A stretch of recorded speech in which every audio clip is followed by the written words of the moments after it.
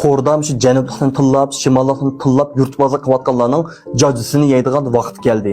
Yurtbozlikqa qarshi turimiz deydigan har qanday bir odam bu filmga yurak berib tuyjani besayotgan bo'lsanglar. Misolga shu G'uljidagi Muhammadning opisi degan bir ayolning janubliklarga haqorat qilishi, yurtbozlik qilishi bo'lsa, shu G'uljining sayohat degan shundaqla G'uljidagi nurg'ulg'an tijoratchilarga ta'sir ko'rsatdi. Ma to'g'rida men to'g'riliq film ishlab, ko'p turma tashviqot bilan xalqni aldaydigan shirkatlarni qo'llaymiz deyotgan va bir ikki G'uljilik bola sizlar nemishqa mushundaq G'uljining yuzini to'kib, G'uljidagi tijoratchilarga ziyon qilayotgan mushtaq odamga gap qilmaysizlar. Mushundaq yurtbozlik qilganlarni jamiyat amalligini buzganlik bo'yicha bir taraf qilsa bo'ladi. Bugun men o'zimning shu yurtbozlikqa bo'lgan qarshi ideyamni she'r orqali ifodalab beray. Naliksan teksti Anvar Azat Elchin. Chiqishmam sizlar shinkiyular, chiqishmam sizlar shin efla. Rastlab qo'ydik maydonni, yetishmam sizlar har kunila. Nadandur. To'rdagi qog'oz yo'lvasdir. Telefon oldida o'ltirgan, azilkashdek naynaqdir. Kulib turib yozasan, o'z yurtingdan tanisan. Boshqa yurtni jangi silib, lolmi itdak yurisan.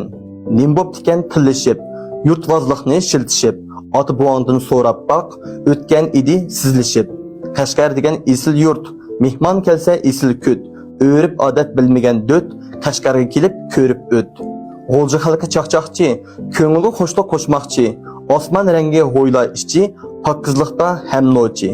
Esil odam bo'layli, itni hargiz do'rmayli, nodonlarga agashmay, bir-birimizni qo'llayli. Janub shimol demaymiz, vijdon parma solmaymiz. Kimki buzsa ijillikni, yuz xotirmo qilmaymiz.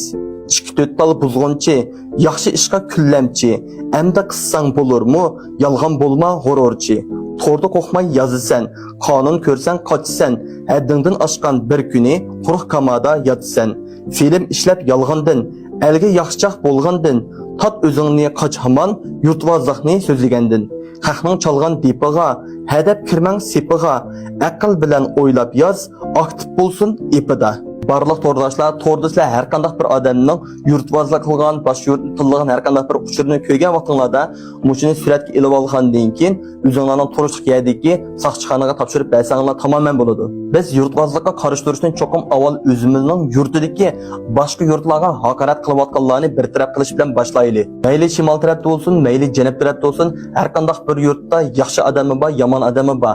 Har qanday bir eski odam u yurtga vakil bo'la olmaydi. Biz har qanday yurtdan yaxshi odamni o'zimizning yurtining faxri deb o'ylasak bo'ladi.